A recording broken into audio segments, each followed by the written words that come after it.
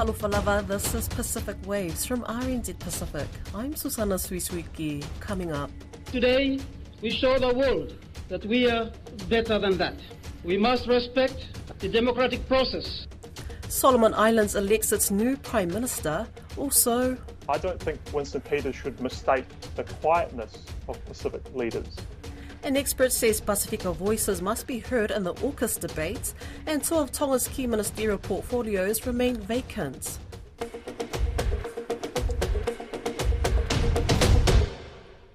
Solomon Islands' newly elected Prime Minister Jeremiah Manele has congratulated the people of the country for a successful election and called for peace. The final results of the election by secret ballot was announced by the Governor-General, Sir David Wunangi, on the steps of Parliament just after midday on Thursday local time. Past Prime Minister's elections have been met with the act of violence and destruction. Our economy and livelihoods have suffered because of this violence. However, today we show the world that we are better than that. We must respect and uphold the democratic process of electing our Prime Minister and set an example for our children and their children. Mr. Manele was elected by his fellow parliamentarians on Thursday, polling 31 votes to 18 over rival candidate and former opposition leader Matthew Wale with one abstention. In his first national address, Jeremiah highlighted tax reforms and economic recovery as two major priorities for his government. He says he will announce his cabinet lineup in the coming days and hinted at some of the proposed laws they will be bringing to Parliament. These bills include the Value-Added Tax Bill, Special Economic Zone Bill, the Mineral Resources Bill, the Forestry Bill, and others. Cabinet will meet to decide on the priority legislative and policy programs for 2024, which includes whether we need to revise the 2024 budget or not. Koroi Hawkins has been following the election in Honiara and he joins me now. Was this result expected? Hello, Sana. Yes, it was expected. Going into the vote, the two camps took group photos, and in Manele's camp, just from the head count, they had about 28 MPs, and on Matthew Wale's side, they had about 20 MPs.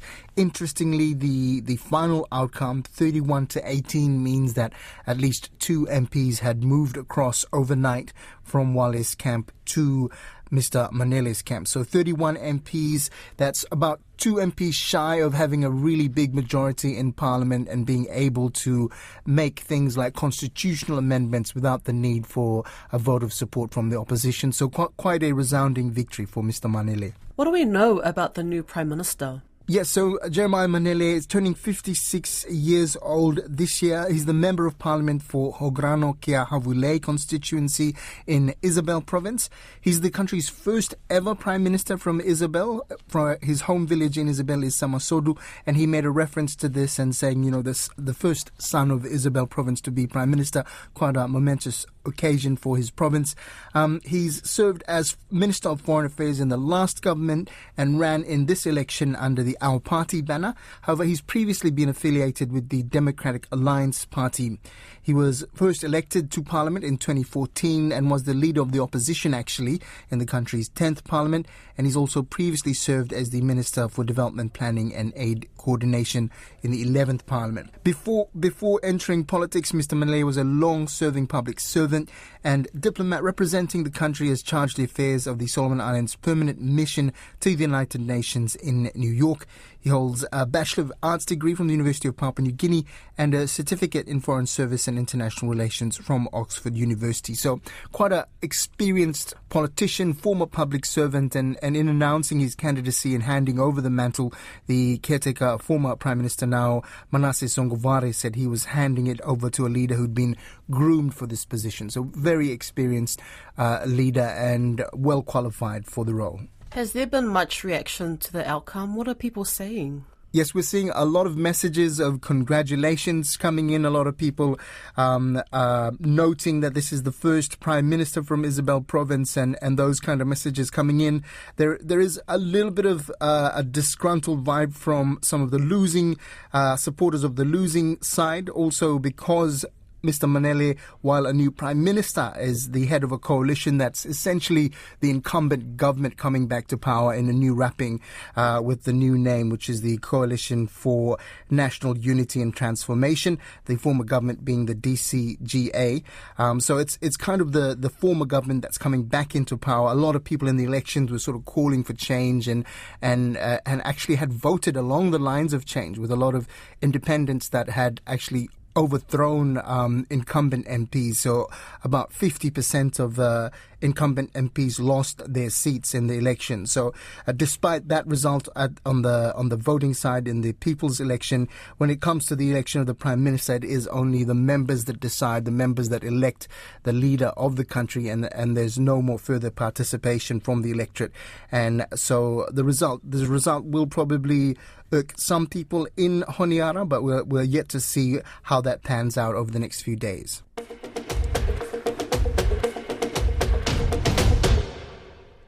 A Pacific regional expert says Pasifika voices must be included in the debate on whether or not New Zealand should join AUKUS, the Indo-Pacific Security Pact. New Zealand is considering joining Pillar 2 of the agreement, a non-nuclear option, but critics say this could be seen as Aotearoa rubber-stamping Australia acquiring nuclear-powered submarines. New Zealand's Foreign Affairs Minister Winston Peters claims he doesn't know enough about AUKUS and says there's been no official invitation to join yet. However, classified documents reveal New Zealand has been in talks with the US on the security deal since 2021. Elisha Foon spoke with Pacific historian and lecturer at the AUT Law School, Marco de Jong, to break it all down. When it was announced, Pacific leaders felt blindsided, and that the Indo-Pacific framing and the military focus of it kind of went against their own conceptions of security and the Blue Pacific narrative. So it's one key vision that's being advanced over the Pacific, sometimes in opposition to what Pacific people themselves are articulating. I don't think Winston Peters should mistake the quietness of Pacific leaders on AUKUS as necessarily supporting New Zealand's position. Most Pacific leaders will, instead of calling out New Zealand, re-emphasise their own commitment to the Blue Pacific ideals and the regional consensus on a nuclear-free Pacific. I think that that's the Pacific way of politics in action. And I would hope that Winston Peters, as a politician that's well-versed in that way of doing politics and has a track record on the Pacific, can recognise that. Pacific nations will be asking, one, what Peters' traditional partners' foreign policy has in store for the Pacific. Two, whether this courting of AUKUS and the kind of Indo-Pacific securitized framing of the region is consistent with their own visions for security in the Pacific. And three, what potentially increased military spending might mean for other priorities, the funding of diplomacy and overseas development assistance, for example. It's gotten quite heated, this debate. Peters was talking, kind of characterised as a confused public debate, and he said he was simply wanting to find out more. Well, declassified documents show that they've been looking at it since 2021. So if we don't know what it is right now, I think, I wonder when we will. It's staggering because there have been a series of public demonstrations under Pillar 2 or associated with Pillar 2, some of which New Zealand has been a part of, like the Project Convergence capstone exercises that have been happening in the US recently, which are not technically under Pillar 2, but are using some of the technologies that are integral to Pillar 2. We must remember that AUKUS is a security pact and that Pillar 2 is seeking to develop advanced military capabilities that are also integrated and independent with AUKUS Pillar 1, the nuclear submarines. It's not actually a standalone technology sharing agreement. The types of things that are being developed are, autonomous weapon systems, hypersonic missiles, electronic warfare capabilities, cyber technologies, undersea autonomous capabilities like sea drones. There are 8 different lines of effort. He could have at least spelled those out and spelled out how New Zealand might meaningfully contribute to these 8 streams if engagement is to happen on a project-by-project basis, which it is touted to. The other thing that he could have done was look at some of these demonstrations. Primarily, what they seem to be doing is linking kind of surveillance drones into kind of AI-driven remote targeting systems for taking out by other types of drones, which are known as loitering munitions and missile systems. So it's kind of creating these human-machine teams of kind of a next-generation type of warfighting technology. And the intention behind it is to try and win this kind of next generation arms race that we're seeing, that is kind of being tested on the battlefields of Ukraine and in Gaza, sometimes to disastrous, inhumane effect. So there's quite a lot of information out there. Peters did not present a coherent case for why New Zealand needs, apart from the interoperability implications, which are real, if New Zealand can't work with its allies, Australia. But there is a question from the Pacific perspective, whether or not these advanced military technologies are helping us to deal with the underlying causes of instability in the Pacific, which is New Zealand's operating area. We are a nation in and of the Pacific. There's a question whether things like hypersonic missiles or autonomous weapon systems, even if they produce kind of spin-off benefits for the economy or like GPS did from the space race or whatever. There's a question whether these things are fit for purpose in the Pacific. Most New Zealanders think of the New Zealand Defence Force in the Pacific as being primarily low-tech, operating in and around, New Zealand and in the realm, Cook Islands, Tokelau and Niue, doing humanitarian assistance and disaster response, doing fisheries patrols. They don't think of the P8s out there doing anti-submarine warfare with dropping off, sonobuoys and sea drones, or communicating with, autonomous weapon systems and even potentially nuclear capable systems. So I think we should have a public debate. Winston Peters and Helen Clark are two sides of it. It's getting quite heated, but I feel like there's some perspectives missing. And as for New Zealand as a Pacific nation, we should be profiling some of those.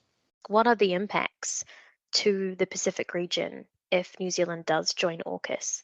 Obviously, the Rarotongan Treaty needs to be discussed as well, and Winston Peters has mentioned that in the past, but only when he was challenged by journalists on the subject. There are two parts to this. The first is whether or not AUKUS is consistent with Australia's obligations under the Treaty of Rarotonga. The Treaty of Rarotonga bans the use, possession, storage, and stationing of nuclear weapons in the zone.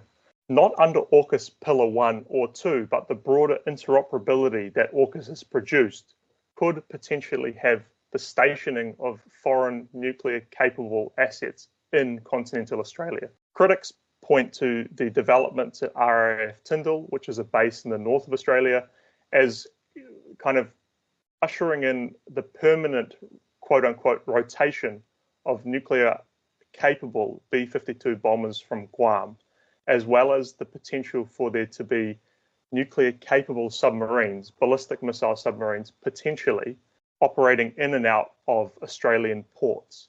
There's no suggestion that Australia itself will acquire nuclear weapons under AUKUS, but AUKUS sets a proliferation precedent whereby Australia will be the first non-nuclear weapon state to acquire nuclear submarines and the highly enriched fissile material, the weapons-grade fissile material, under Pillar 1. Pillar 2 technologies are already contributing to nuclear weapons modernization as the UK and the US look to advances in AI and missile technology to modernize their nuclear weapons. That's stuff like hypersonics. So there's a question to the extent to which we can separate Pillar 2 from Pillar 1, and for New Zealand, which has a domestic anti-nuclear legislation, as well as being a firm supporter of nuclear disarmament through the Treaty of Rarotonga, and as well as the Treaty on the Prohibition of Nuclear Weapons.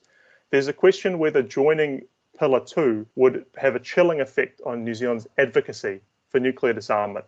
This would be significant in the Pacific. The Treaty of Rarotonga is the foremost expression of Pacific regionalism and the commitment to a peaceful Pacific. It was signed at the heart of the Cold War and was the second nuclear weapons-free zone in the world. There's a question whether Pacific nations see a meaningful distinction between AUKUS Pillar 2 and Pillar 1.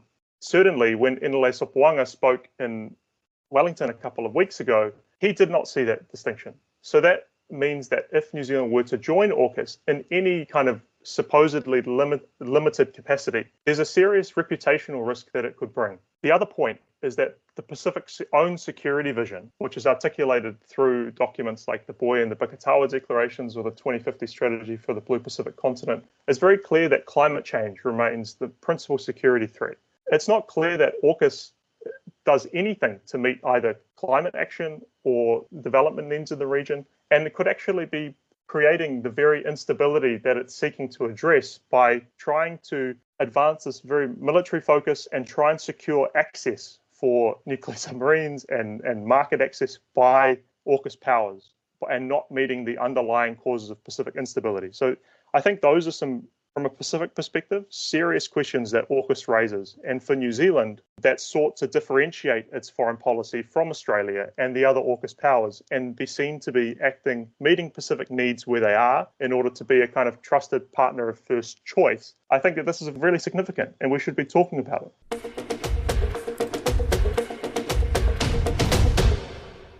More and more questions are being asked in Tonga about the delay in the Palace Office announcing who would fill two key ministerial portfolios. The government-appointed ministers, Prime Minister Huakavemeliku Siasi Sovaleni, who was Defence Minister, and Fekita Utoikamanu, who was Foreign Minister, relinquished those portfolios in March. But the posts remain unfilled by the Palace. Don Wiseman asked RNZ Pacific correspondent in Tonga, Kalafi Moala, what is going on?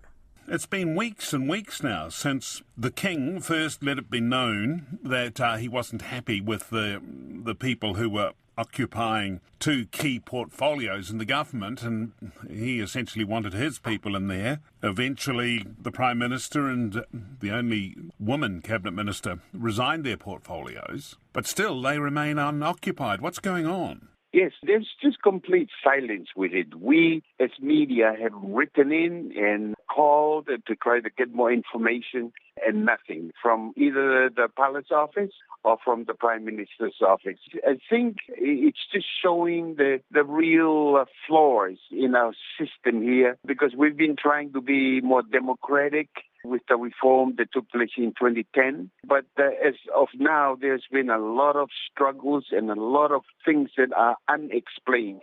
The way it should have been is that the Prime Minister has the authority to appoint all cabinet ministers.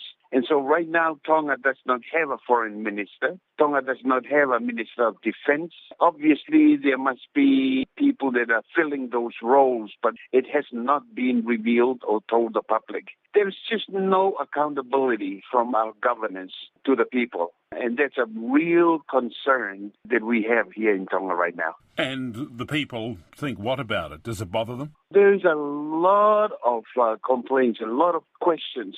But you see, how we handle things in Tonga is kind of odd, because we have this so-called seemingly crisis between the Palace Office and the Prime Minister's office that led to the resignations. And then we've got those portfolios that are unfilled. And as people are beginning to raise their voice, then we move on to another issue and another issue. And so the attention of the public is being dragged on without answers to the questions that have been asked about the previous problems or previous issues.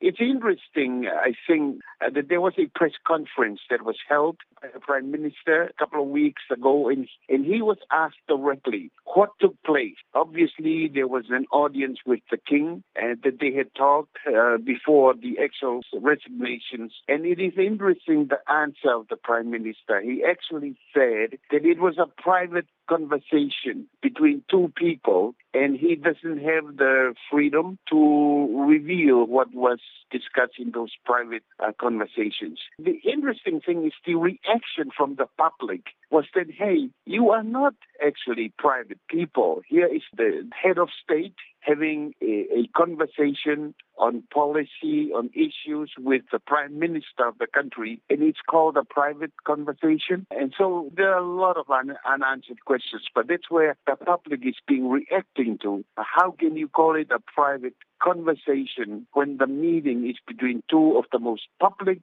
people in Tonga, and the details are not revealed up to this day? Now, these two posts, a couple of younger members of the royal family were earmarked to fill them. Can we presume that part of this delay is because neither of those wanted to take up those particular roles? That's very much a possibility. The Crown Prince, for example, there was a meeting that was held outside of the country concerning foreign affairs issues, and he was sent there to represent Tonga. And then, of course, in the country is the princess, royal princess, Ratu Fuipeka, who was the High Commissioner of Tonga in Australia. She's in the country, and there are a lot of meetings going on with her, but still no official information. It has left us to do guesswork. That maybe these two children of the king are honed to fill in the portfolios. But then it's going to cause a lot more problems and a lot more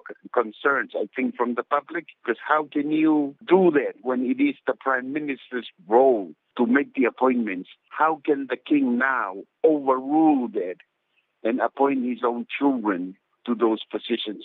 It's not going to solve our problems. No, and Tonga has a pretty important year. It's going to be hosting the Pacific Islands Forum Summit quite soon. It needs to get this sorted quickly, doesn't it? It really does. The Pacific Island Forum comes in August. There are a lot of construction concerning accommodation and meeting places that are ongoing right now to try to have it completed by August. And then if this thing is on top of that, it's going to be a big issue. The other thing too, Don, that you've got to remember, next year, 2025, there's an election year for Tonga. And so there are a lot of noises that are being heard here and there of people preparing for the election year, and it's going to be a very significant time. That's Pacific Waves for today. To listen back, head over to rnzi.com/programs. We're also on Spotify, Apple and iHeartRadio. From myself and the RNZ Pacific team, tō whā soifua.